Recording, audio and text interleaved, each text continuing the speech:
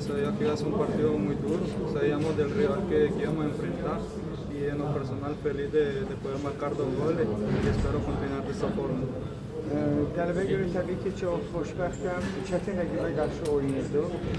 O ki qaldı, bu şəxsi mükafatına görə də çox sevincliyəm və bu məni daha çox qollar vurmağa sövq edir.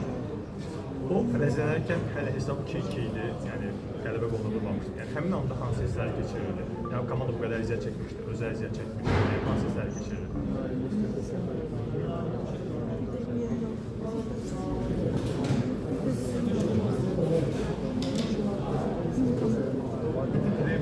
Sentía que podíamos ganar el partido.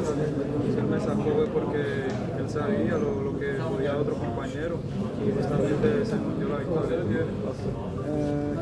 Əslində, əvəzlərində də mən inanırdım. Yəni, məşqçi bilir nə idi, həmin anda əvəz etməyə əl atdı və mənim yerimə girən futbolçu da gol vura bilərdi. Sənə halda mən inanırdım qələbəyə və sonunda da qələbə oldu.